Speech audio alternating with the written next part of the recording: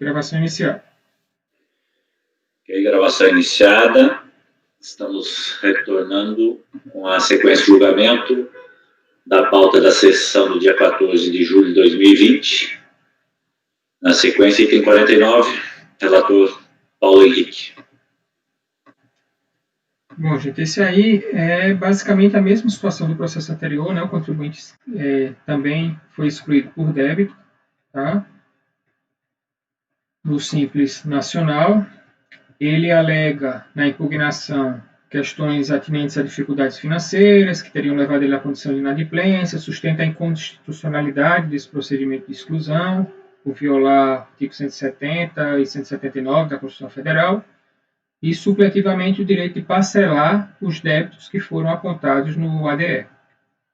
A decisão de primeira instância apontou o dever dos julgadores de observar as disposições legais, a vedação a que as microempresas e empresas de pequeno porte recolham seus tributos na forma do Simples, e a existência de débitos da recorrente após o prazo de regularização concedido no ADE. Tá? Então, por tais razões, considerou correta a exclusão. Após a ciência do acórdão, foi apresentado recurso voluntário, no qual a recorrente reitera as alegações já apresentadas, acrescentando o argumento de que, tendo promovido a regularização dos débitos que motivaram a exclusão, no curso da suspensão dos efeitos do ato de exclusão, ocorreu a perda do objeto processual. Eu estou admitindo o recurso, e aí eu trago mais uma vez o voto é praticamente o mesmo do item anterior, né, trazendo a vedação, a recolher, quem contribuinte que tiver débito,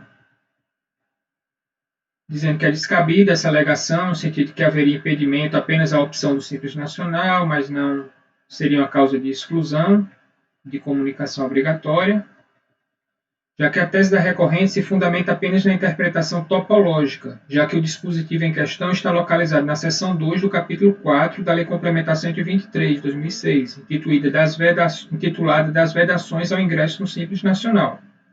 Ocorre que a recorrente deixa de se referir ao artigo 30, inciso 2 da mesma norma, que dispõe a exclusão do Simples Nacional mediante comunicação das microempresas ou empresas de pequeno porte, dar-se-á obrigatoriamente quando elas incorrerem em qualquer das situações de vedação previstas nesta lei complementar. Ou seja, a interpretação conjunta dos dois dispositivos leva à óbvia conclusão de que a existência de débito é não apenas uma causa impeditiva para a opção, mas também uma causa de exclusão, como bem regulamentado na Resolução CGSN 94/2011, sem qualquer inovação. Constitucionalidade da exclusão, eu estou alegando a súmula CARF número 2, que não compete ao CARF se pronunciar sobre essa inconstitucionalidade, e lembrando, inclusive, os dispositivos do RICARF, que vedam ao julgador afastar a aplicação ou deixar de observar a lei sob o fundamento de inconstitucionalidade, fora das exceções que ele próprio expressa. Da posterior extinção dos débitos. A última alegação da recorrente diz respeito à suposta perda do objeto processual em decorrência do fato de que teria extinto por pagamento os débitos que motivaram a sua exclusão. Fato não provado nos autos. Tá? Isso é importante também, que ele nem traz isso, a prova disso. Em primeiro lugar, é importante esclarecer os efeitos da apresentação da impugnação ao ODE, né, e eu repito aquilo que já estava no voto anterior, do processo anterior, de que a suspensão dos efeitos da exclusão, mas não da exigibilidade dos créditos que motivaram a exclusão. Desse modo, enquanto não extintos, ou pelo menos tiverem a exigibilidade suspensa, esses continuarão a ser causa impeditiva para que a microempresa recolha seus tributos na forma do Simples Nacional. A extinção dos referidos débitos, portanto, não tornará indevida a exclusão realizada, já que a causa existia, a época do ADE apenas possibilita que o contribuinte opte pelos anos calendários subsequentes se não tiver outro fato impeditivo.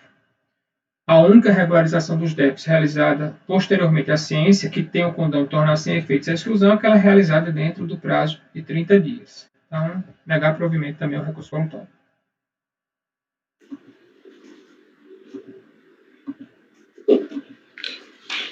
Bem, então o relator está votando por negar provimento.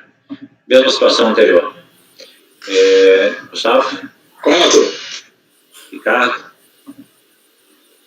Relator. Flávio? Relator, presidente. Andréia? Acompanho o relator, presidente. Belcher? Sigo também o relator. André? Acompanho, presidente. Então, eu também vou acompanhar, por unanimidade de votos, negar provimento ao recurso voluntário no item 49.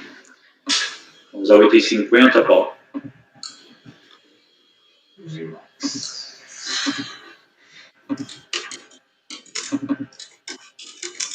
Também é Simples Nacional, também exclusão por débito, também regularização posterior ao prazo. Vamos lá.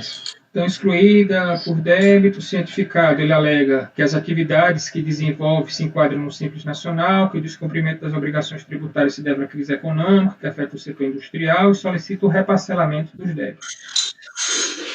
Informação fiscal emitida à folha 27 informa que a recorrente solicitou no ano calendário posterior à emissão do ADE de exclusão reparcelamento dos débitos, de modo que fez nova opção de ingresso no Simples Nacional desde 1º de janeiro de 2016. Tá? Então, essa exclusão aqui, na verdade, ela não teve efeitos práticos, porque o contribuinte fez a opção para o ano calendário subsequente. Desta, em primeira instância, considerou que a recorrente admitiu a existência dos débitos que motivaram a exclusão, pontuou que não lhe competia a apreciação do pedido de parcelamento e registrou a informação do pedido de parcelamento posteriormente realizado e a regularização da situação no ano subsequente. Assim, manteve o ADE. Pois a ciência foi apresentada em recurso voluntário, no qual a recorrente afirma que os débitos que motivaram a exclusão estão com a exigibilidade suspensa, alega a excessividade e a desproporcionalidade da exclusão realizada e pede a sua manutenção no Simples. Tá? Aqui eu tive dúvidas até se não seria causa de falta de interesse recursal, né, porque ele fez já essa adesão, mas eu julguei o recurso, já que havia o recurso. Então, exclusão do Simples Nacional, mais uma vez eu repito o texto que já estava no voto anterior. Expor a alegação contida no recurso voluntário diz respeito ao posterior parcelamento dos débitos que motivaram sua exclusão, realizada após a ciência do ADE, do acórdão que julgou a impugnação, que faria desaparecer a causa desta. E aí eu repito os efeitos da impugnação, né, que são só a suspensão dos efeitos da exclusão, mas não da exigibilidade, que o parcelamento, ou mesmo a extinção após o prazo de 30 dias, não tem efeito, somente possibilita a opção para os períodos posteriores. Em relação às alegações de razoabilidade e proporcionalidade, lembro mais uma vez a súmula CAF número 2 e o teor do regimento interno, e voto por negar provimento. Então, situação idêntica do item anterior. Alguém aqui quer modificar o voto? Podemos registrar como unânime? Sim. Então, item 50, né? Por unanimidade de votos, negar provimento ao recurso voluntário. Finalmente, item 51, alvo soluções recorrentes.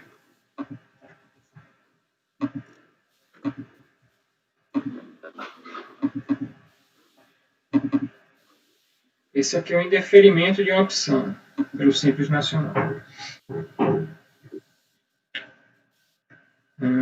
Recurso voluntário, acórdão julgou improcedente a manifestação de conformidade. O presente processo se originou do termo de indeferimento, por meio do qual a recorrente teve indeferida a sua opção pelo Simples Nacional, solicitada em 28 de janeiro de 2016, por incorrer na situação impeditiva prevista no artigo 17, inciso 5, da Lei Complementar 123, possui débito. O débito apontado no referido documento se relaciona com a multa por atraso na entrega da DIPJ relativa ao ano calendário 2013. O processo aqui é bem similar a um que a gente julgou na sessão passada. Tá?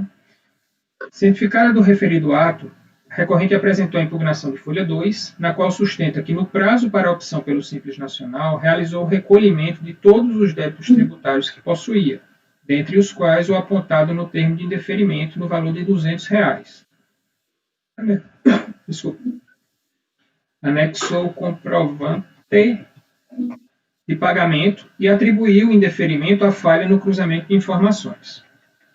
A autoridade administrativa manteve o indeferimento, já que a consulta ao sistema informatizado revelou que a recorrente procedeu em 29 de janeiro de 2016 ao recolhimento apenas do valor original do débito em questão, estando o saldo a pagar no valor de R$ 31,97. Tá? Então, a questão aí é que ele pagou apenas o principal e faltaram os juros de mora. O sujeito passivo apresentou, então, a manifestação de conformidade, alegando que efetuou o recolhimento do valor de 200, pois este era o montante do débito constante do relatório de situação fiscal extraído do site da Receita Federal. Apenas com despacho decisório, tomou conhecimento de que o valor do débito seria de R$ 231,97. Sustentou ainda que, se tivesse sabido do valor do débito, teria realizado a quitação.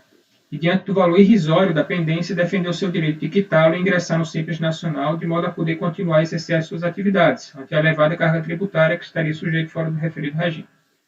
A decisão de primeira instância apontou a exigência legal de que os débitos fossem regularizados no prazo para a solicitação da opção do Simples Nacional e o fato que a recorrente realizou o recolhimento em 29 de janeiro de débito vencido em 16 de junho, o qual estava sujeito aos acréscimos previstos na legislação. Manteve, pois, o indeferimento. Após a ciência, a recorrente apresentou recurso voluntário, em que reitera o já alegado, acrescentando a menção à suposta violação à garantia constitucional de proteção do ato jurídico perfeito e a inexigência de acréscimos legais incidentes sobre multas.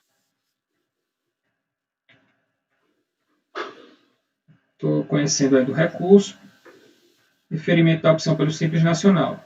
Então, a questão está relacionada com o artigo 17, inciso 5 da Lei Complementar 123. Fora de dúvidas, portanto, e nem a recorrente contesta, que a existência de débito perante a Fazenda Pública Federal constitui hipótese de vedação à opção pelo Simples Nacional. A controvérsia diz respeito ao fato que a recorrente, antes de solicitar a referida opção, tomou conhecimento da existência de débito para com a Receita Federal relativa à multa por atraso na entrega da DIPJ relativa ao ano calendário 2013, conforme extrato por ela exibido em seu recurso voluntário.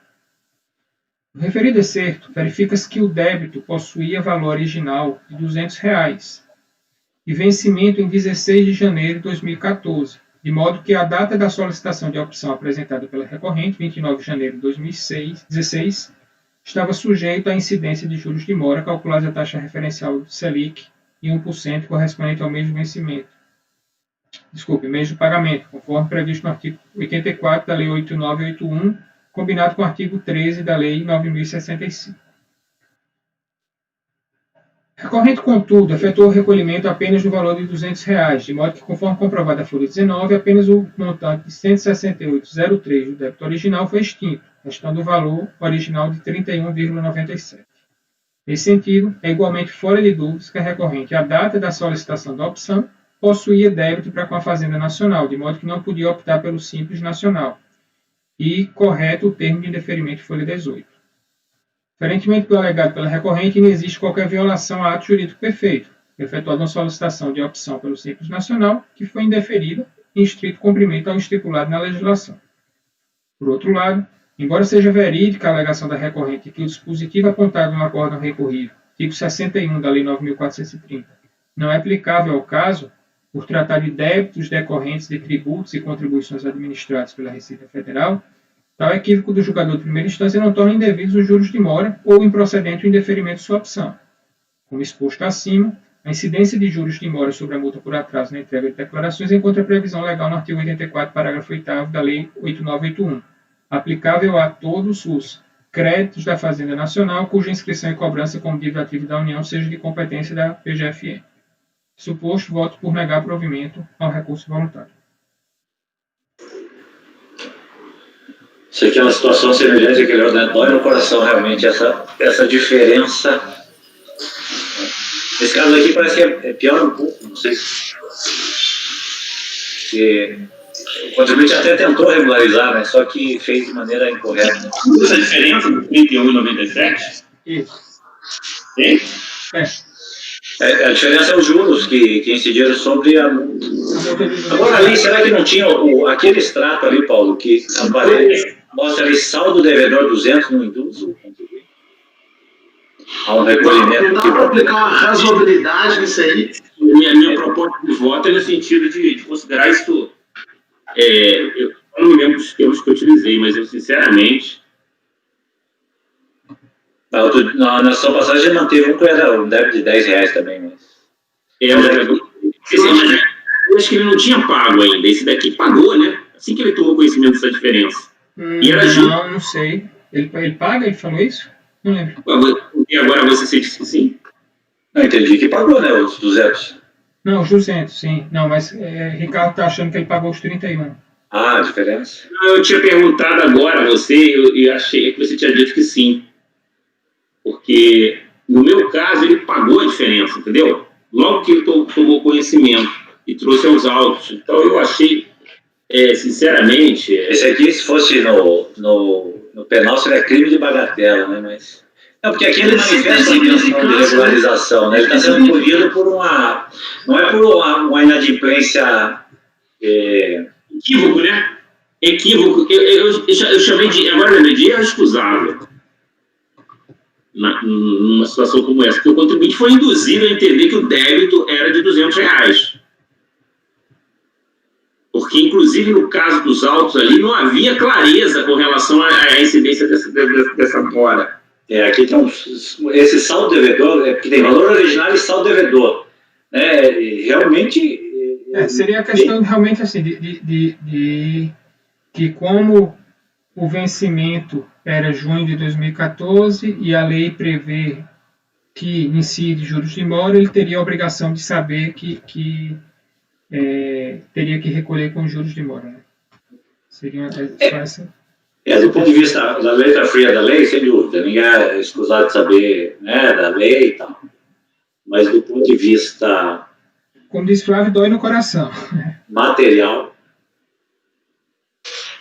Essa é uma questão que cabe ponderação pelo princípio da proporcionalidade, pelo princípio da razoabilidade. Só que essa ponderação, ao meu ver, aqui, fica difícil. Aí o Cléo já não vai concordar, hein, Cléo? É uma questão aqui, uma questão de que no momento ele foi induzido a entender que o débito era de R$200. Ele pagou os R$200. Não, mas ele tá milhado. Hein? Ele recebe... Paulo, só para entender a questão fática, até para a gente tentar dentro dessa linha do Ricardo aí. Ele recebe a cobrança dos R$200 ou ele recebe a cobrança desses 168 e quando ele tinha que cobrar R$200? Eu até coloquei aí, ele consultou, o extrato que ele consultou, né? Por isso que eu fiz esse recorte para mostrar para vocês. O extrato que ele retirou e consultou foi esse que está aí no meu voto, entendeu? E dentro do prazo de 30 dias ele regularizou esses R$200. Isso. Não, mas ele regularizou pagando 168? Não, ele paga 200. Esse 168 é que o Paulo diminui então, como você vê no quadrinho lá em cima, isso daí foi em janeiro de 2016. Ele pagou em janeiro de 2016. Só que o vencimento era em junho de 2014. Então não era só 200, era 200 e mais os acréscimos. Está bem clara a data de vencimento aqui. Que você e aí, com os acréscimos, faltou R$31. Isso. Nossa, pelo amor de Deus. Eu vou dividir. Eu vou dar o R$31, não dá. O cara não tem nem capacidade de pagar isso aí depois, gente. 200, eu vou divergir e depois vocês me notificam lá pro descumprimento do regulamento. Não, acho que não é descobrimento do regulamento, não. Acho que é excusável, como o Ricardo colocou, excusável mesmo. Total boa fé do contribuinte regularizar o débito, e eu acho que também não dá para ficar ferro de fogo, senão, enfim. Aquela questão, a pergunta que o Ricardo fez sobre esse saldo, se ele chegou a extinguir, você não encontrou, não? Teria que olhar aqui o processo, Matheusinho, só... De cabeça assim eu não lembro, não. Apesar que eu não sei se é relevante. Eu não cito isso aí no voto, né? Eu não sei se essa é a questão relevante, porque a questão é que se ele pagou num outro momento, também não regularizaria. Era se realmente o erro é excusável no momento. Gustavo. Ô, presidente, eu até entendo as posições contrárias, mas vamos lá. A figura da defeasibility que os norte-americanos usam e que o Humberto Ávila invoca, ainda que eu entenda as razões para a invocação dessa figura, inclusive à luz do princípio da razoabilidade, Cara, a gente tem que lembrar que o direito tributário não se ocupa da culpa aqui, né, para o surgimento da obrigação tributária. E demais é mais a regra objetiva. Eu não concordo com a interpretação. Ela não falou, olha, vão estar impedidos aqueles que dolosamente deixaram de efetuar o recolhimento. Não, aquele que tiver ideia. Assim, não existe, perdão da palavra, não existe lei boa ou lei ruim. Existe a lei. Se a lei é ruim, cabe ao legislativo modificar. Eu, infelizmente, por mais que o contribuinte vá suportar um ônus excessivo aqui em decorrência desse ato, eu tô vinculado aos limites mínimos da lei. Não tem como julgar de outra forma. Presidente, eu sei que nós vamos voltar, só para fazer uma ponderação, até dentro do que o Gustavo está falando, mas é o seguinte, eu acho que, ok, Gustavo, eu acho que a questão aqui é objetiva, mas a partir do momento em que ele recebe essa telinha que o Paulo trouxe aqui, com esse saldo devedor, há pelo menos uma culpa concorrente aí da administração que não deixou claro para ele que ele tinha que pagar isso corrigido, sabe? Então, assim, querendo ou não, ele foi induzido a pagar R$200 quando ele recebe isso. Ele pagou, ele foi diligente, ele teve boa fé. Agora, se depois apurou-se... Enfim, eu sei que você não vai mudar, mas é só que... Mas aí ele tinha que discutir o débito, ele não tinha que discutir a exclusão, desculpa. Caberia ele discutir o débito. Falar, meu amigo, desculpa, eu não devo juros, não devo multa. A lei fala, se o débito não está com a exigibilidade vencida, você vai ser excluído, ou vai ter a opção negada. Isso é fato. O problema é, o débito está errado, eu fui levado a erro. Beleza, então vai discutir no judiciário, via administrativa, que, olha, está aqui, o cara me falou que era esse valor. Agora, a partir daí, eu fazer uma valoração, uma quantificação da norma, onde ela não comporta essa quantificação, leva a um casuísmo perigoso. E mais que isso é que eu falei. O legislativo teria de se movimentar para que esses casos não fossem levados a ferro e fogo e para que criassem situações tão esdrúxulas como a presente, que o cara foi excluído do Simples Nacional, provavelmente vai ter um prejuízo gigantesco em decorrência de poucos centavos ou reais. Né? É o que vai para o judiciário, então, sustenta lá a existência de uma violação do princípio da razoabilidade e pede afastamento da lei. Agora, eu estou vinculado, inclusive, regimentalmente à aplicação da lei. Não posso dizer nada. Ricardo e Matosinho, eu olhei, nem na impugnação, nem no recurso voluntário ele fala nada sobre ter pago. Nem traz nenhuma prova, não, tá? Entendi. Eu estou vendo aqui... Eu estou vendo aqui o meu caso que eu tenho, que ainda vou trazer para... Ele pagou, é uma tese individual. Agora, aquilo que o Matheusinho falou, o fato de ele ter pago depois do prazo, né, atenua um pouquinho, né, o problema, mas a questão é a mesma. A questão é, a meu ver, ele foi um erro excusável, houve um equívoco aí. Ele mesmo alega aqui no recurso que foi um erro de digitação por parte da contabilidade. Ele foi induzido a achar que... Você acha que ele não ia pagar esses R$12 se ele soubesse que era essa a diferença? Entendeu? A 31, né? 31,97. 31. Mas, Gustavo, ele impugna, sim, o acréscimo legal.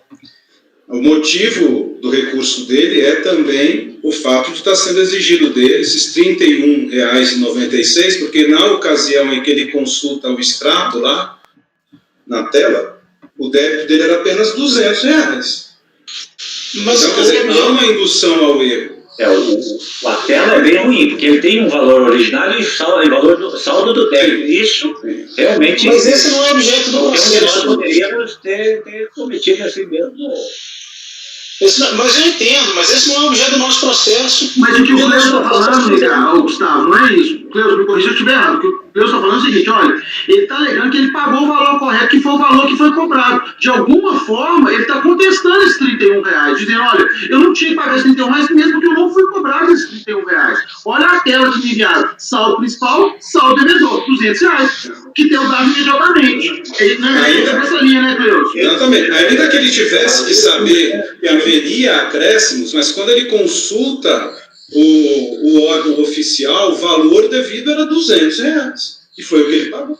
É considerado que é uma multa, né? Se fosse um recolhimento, saldo de pagamento de uma contribuição mensal, lá, de um imposto mensal, né? Ele sabe que tem incide multa, incide juros e tal. Ali é uma multa de obrigação acessória. A gente sabe, nós sabemos que incide juros no atraso da obrigação acessória, da multa. Mas, realmente, ele quando vem a própria instituição, valor originário 200, valor saldo do débito 200. Mas qual que é o período? Nós estamos falando de qual data que foi lançada a multa? Porque ele é notificado disso, gente. Ele foi notificado de R$200. Né? Ele foi avisado que ele tinha um débito de 200 ali quando... Não, isso não é, mas vamos lá. Essa multa não surge espontaneamente. Ele foi notificado ao lançamento da multa. Provavelmente R$200. Quando ele entregou a declaração, em 2014, né? R$200 para ele. Isso, lá em 2014. Pois é, gente. Desculpa, nós acabamos de decidir um caso em que a gente falou que o contribuinte não pode alegar a própria ignorância. Enfim. Não, mas ali é uma outra situação. Esse caso não é ignorância que ele está alegando. Ele está falando o seguinte: olha, eu fui cobrar de 200 e dentro do prazo legal eu recolhi 200. Para minha surpresa, tinha um acréscimo legal que não me foi nem indicado como saldo devedor. É isso que ele está falando. Daí é importante eu estou falando. O Paulinho falou que isso foi em 2014. O ato declaratório de quando? É 2016, né? É verdade, né? 2016. Não, Flavinho, a imposição de juros é decorrência da lei. Ninguém pode alegar a ignorância da lei, cara. Bom, só me esclareça, é indeferimento de opção, não é? Isso. Deferimento. Não é ato de exclusão. Não, indeferimento de opção. De opção, surgiu para ele, não, você não pode porque você tem débito. Você tem esse débito aqui pendente. Aí ele tinha 30 dias para regularizar. Falei, vou lá e pago os 200 e faço a opção. A tela que aparece para ele diz, saldo do débito, 200. Assim, eu sei que isso é muito sutil, né, de caso a caso. Mas esse aqui me sensibilizou bastante. Vamos lá. Com as posições aí devidamente discutidas. Mantém, Gustavo, acompanhando o relator? Paulo também está mantendo, né? Sim, mantém. Gustavo? Isso que você me falou também me sensibiliza.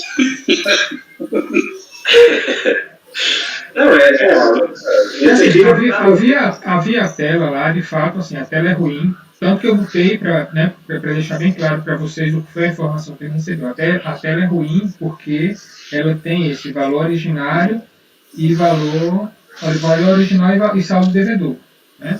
Mas, por outro lado, tem o fato de que admitir a tese de que ele não saberia é admitir que ele não tinha conhecimento da lei, ele pode argumentar que não teria conhecimento da lei. Essa seria a única forma de acatar que ele não saberia que tinha acréscimos legais, né? Porque ele estava pagando em 2016 um débito vencido lá em 2014 e isso também estava na tela. Mas aqui tá dureza mesmo, viu, Paulinho? Considera que é uma empresa pequena, né? Normalmente. Sem dureza, porque o cara vê lá realmente, valor original 200, valor devedor, saldo devedor 200. Putz, e até é razoável ele supor que como contribuinte do Simples, que ele tivesse até um regime beneficiado em relação ao pagamento desse acréscimo. Conhecer a complexidade da legislação do Simples não é simples.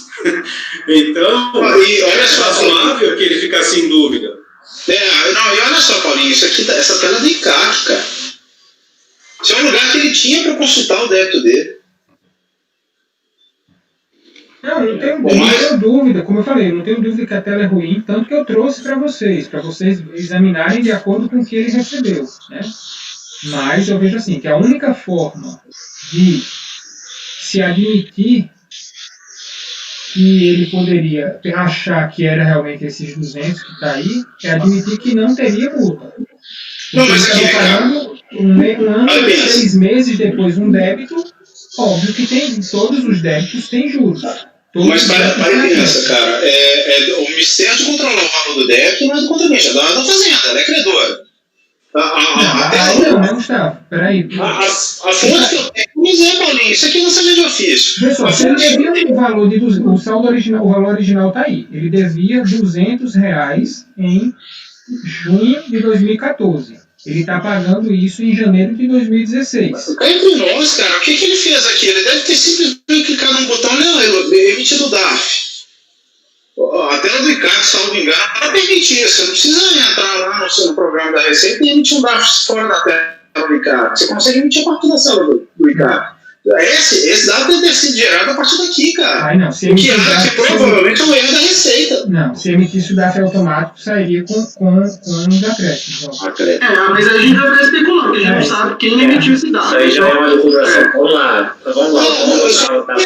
Realmente, há uma estranheza absurda aqui, porque o site o sistema que deveria me fornecer a informação do meu débito, para que eu não tenha que fazer cálculo e eventualmente errar o cálculo e ainda assim ser excluído, me diz que eu devo 200, cara. Isso, Gustavo, no próprio SICAL que fala isso, o cálculo dos acréscimos é responsabilidade do contribuinte. Se você for recolher o DARF lá... Bom, se você for recolher o DARF Paulinho, porque aqui para mim o cara foi dito ao cara que ele devia 200. Desculpa, se o sistema da Receita diz que eu devo 200, eu não estou em débito. Ainda que eu não tenha apresentado certidão positiva com efeito negativo, ainda que eu não tenha apresentado certidão negativa. E para referendar o que você está falando, Gustavo, a minha questão aqui é o seguinte: a tela traz valor original, 200, saldo devedor 200, porque ele foi induzido e falou assim: olha, você devia 200 e continua devendo 200. O que está acontecendo é o seguinte: o cara viu assim, que alegria, aquele débito do ano passado, você lembra? Pois é, você falou que tem juros, né? Nem corrigido. É como se ele tivesse que ter a obrigação de contestar a informação oficial do fisco. E diz que ele deve aqui eu concordo com vocês. Aqui eu não tinha tentado prescoar, não. Concordo com vocês. Aí eu concordo com vocês. Então você vai voltar para o... Eu divido, presidente. Divido. Mas eu entendo. Eu divido não porque eu acho que cada razoabilidade é coisa que vale. Eu também acho isso. Eu não sei se vocês viram aqui no DARF que está juntado aqui, que ele juntou, né? O DARF coloca como data do vencimento do negócio dia 29/1/2016, não é isso? Estão vendo? Pode ser, último dia útil do pagamento. 29/1/2016 é o vencimento do DARF, no valor de R$200. Inclusive emitido aqui pelo SICAL, que CW Web versão bababá, em 28/1, um dia antes até. Mas o SICAL que é o contribuinte que preenche os dados. Isso eu vou contar ele. E ele recebe uma mensagem. O vencimento seria lá de trás. E ele recebe uma mensagem lá. A responsabilidade pelo cálculo dos acréscimos é do contribuinte. Isso, se você for preencher lá no SICAL, você vai ver isso. Eu já fiz isso várias vezes. Aí você vem aqui, tem um carimbo da Caixa Econômica, CEF, não estou conseguindo identificar aqui a data de pagamento efetivo, mas... E a Caixa Econômica deveria também, não? Não, aí a Caixa só vê requisito de... Eu acompanho a divergência do Gustavo, eu sinto muito, mas isso, para mim, o contribuinte é um erro excusável, né? O contribuinte foi induzido a esse erro, ele não iria jamais cometer essa falta na situação toda que nós temos nos autos, por causa dessa diferença aí. Flávio? Presidente, aqui eu poderia invocar o princípio da razoabilidade, proporcionalidade, enfim, mas sei das nossas limitações de aplicação da legislação. Mas não há dúvidas aqui, pelo que foi relatado, pelo que foi colocado muito bem pelo Paulo, de que houve, no mínimo, uma culpa concorrente entre contribuinte e Receita Federal, que a Receita Federal, de alguma forma, o induziu a pagar os R$200 quando ela traz saldo originário, e saldo devedor. E ele paga isso dentro do prazo legal, com a intenção, com a boa fé de regularizar a sua situação, de não manter esse débito, até pela opção Então, eu, com muita tranquilidade, eu não estou aplicando razoabilidade, não estou aplicando proporcionalidade e eu não estou deixando de aplicar a lei. Eu só estou demonstrando que a Receita Federal, de alguma forma, induziu ele a pagar esses R$200 e por isso eu vou com a divergência para dar provimento para o contribuinte nesse caso. Claro, só uma questão aí, assim, que de qualquer forma tem que se aplicar aí essa questão, porque se fosse um débito daqueles de ECD de 5 milhões, tivesse 5 milhões e 5 milhões. Paulo, provavelmente, aqui não é a questão de valor. Aqui é se a Receita induziu ele ao erro e ele mostrar isso, aí acho que é casuístico, o presidente já colocou isso aqui, vai ser caso a caso, se for débito 5 milhões, 10 milhões, 20 milhões, se a Receita fez ele errar, e isso a gente ficar demonstrando nos autos, a gente aplicaria. Meu problema é que não são R$31. É claro que é um valor mínimo, mas princípio de insignificância. Mas aqui a questão é que houve um induzimento da Receita para ele pagar aquele valor. Tá? Isso para deixar bem claro. André? Eu também acho que isso é um pouco parecido com aquele voto que eu trouxe na reunião passada, em que no sistema da PGFN constava que o débito estava com a exigibilidade suspensa, apesar de depois ter verificado que não. Olhando também nesse caso específico, essa informação aí, saldo devedor 200, realmente induz o contribuinte ao erro. Sem dúvida, tem também a informação, data de vencimento 16/6. E pelo que o Ricardo relatou aí do DARF, eu não olhei, ele entendeu que a data de vencimento desse débito era o último dia útil para poder corrigir as pendências, para poder ser admitido no Simples Nacional. Então, eu analisando todas as argumentações, confesso que no primeiro momento eu estava tendente até a acompanhar o relator, mas aí eu pensei no caso que eu trouxe na reunião passada e acho que tem realmente um paralelo. Então, o sistema da Receita, nesse caso, como o próprio relator colocou, não é bom, induziu ao erro, então eu acompanho a divergência. Clécio? Presidente, o voto do relator, de fato, é um voto substancioso, vai na linha do cumprimento estrito da legalidade, não se tem dúvida de que compete a todos, inclusive aos contribuintes do Simples, conhecerem a legislação que se aplica em relação à correção de créditos tributários ou até mesmo sobre multas. Entendo que isso tudo é pertinente, relevante e correto. As conclusões do relator, de fato, são corretas. Mas naquela assentada anterior, naquela nossa última sessão, eu divergi na ocasião, mas depois acompanhei pelas conclusões, e o caso lá tinha uma diferença que, no meu entendimento, é substancial em relação a este caso, que é exatamente o extrato desta tela que o relator trouxe e incorporou ao seu voto, e que, na minha visão, não deixa dúvida de que competia ao poder público explicitar nesta tela que o valor de R$200 estaria sujeito à correção nos termos da legislação. Isso não foi apontado, muito pelo contrário. Diz aqui que o saldo devedor em 25/1/2016 é de R$200, valor que o contribuinte recolheu, pagou.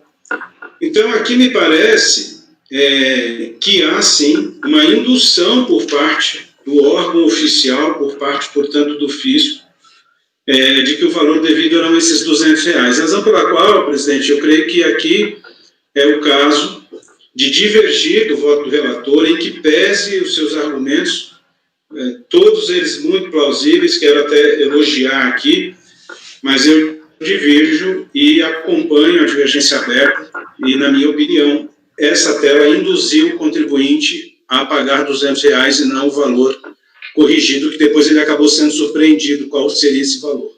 Então, nós não estamos descumprindo a lei de forma alguma, muito pelo contrário, nós estamos seguindo aqui a informação oficial que se baseia na legalidade, diga-se de passagem. Então, nesse sentido, eu voto pela divergência.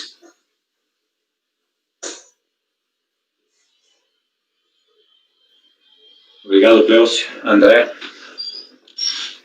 Presidente, nesse caso, mês passado eu relatei um voto que era exatamente a mesma situação, a diferença era que era R$29.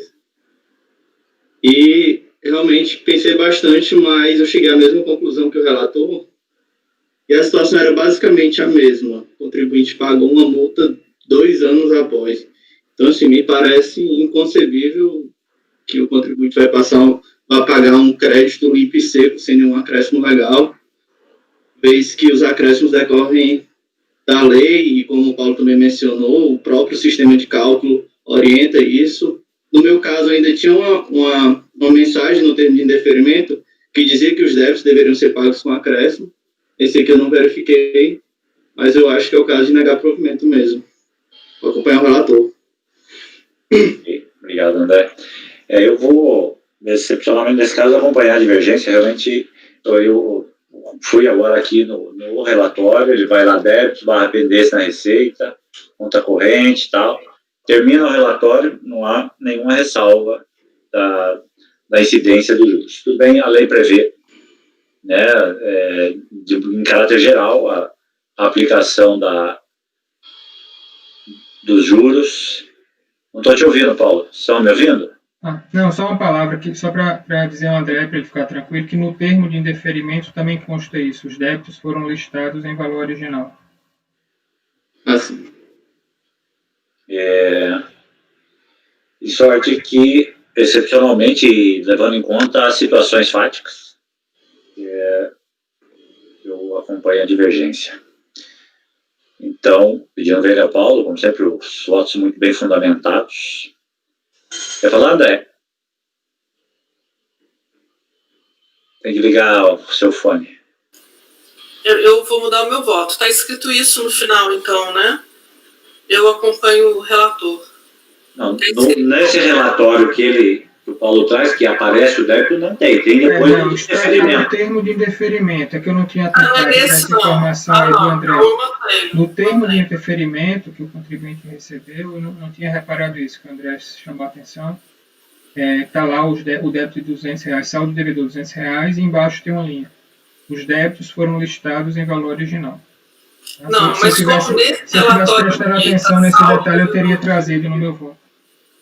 Mas como está no documento, eu mantenho a divergência.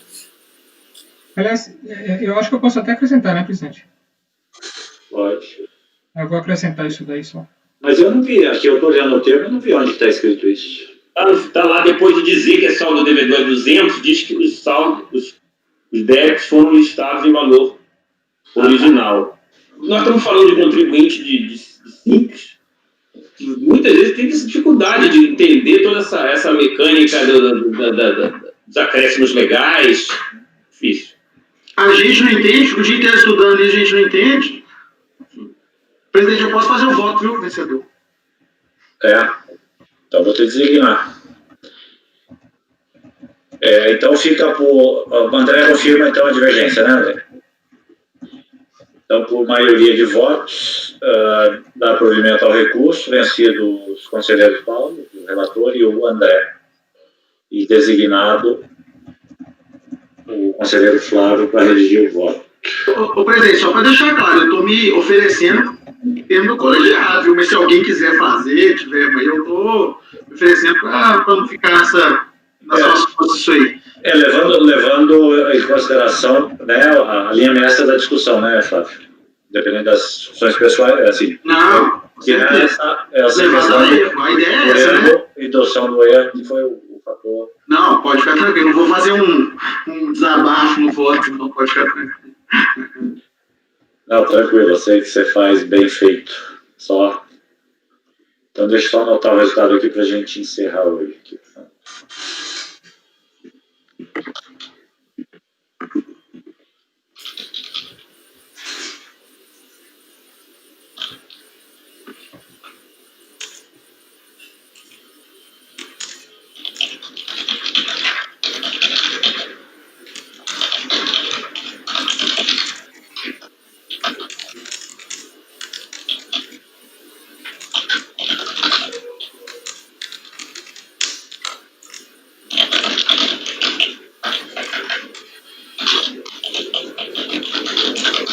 Paulinho, e fica parecendo que é pessoal, né? Você faz os meus votos, você faz o voto vencedor no meus Eu percebi que acordos. você pediu por isso. Eu fiquei mordido na última e agora, mas não é pessoal, não. Eu percebi, Flávio, que você pediu por isso. Como diz o Candal, não é para fazer intriga, mas ele falou que a primeira oportunidade que tivesse, ele ia pedir para fazer.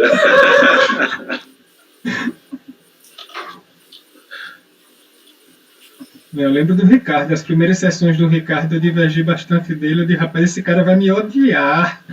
Porque eu tava. Me lembro. Nas suas primeiras sessões eu era o primeiro a votar, né? E aí eu divergi bastante. Se esse cara vai me odiar. Vamos concluir, depois a gente faz uma resenha aqui. Então, encerramos com o item 51 da pauta, era o último programado para essa sessão, né? Só confirmando o resultado, dá provimento ao recurso, por maioria, vencido o conselheiro Paulo e o conselheiro André, que negava o provimento, designado o conselheiro Flávio. Então, estamos em dia com a pauta, né? Amanhã a gente tem a sessão a partir das 9 horas. Então vamos encerrar a gravação, Paulo.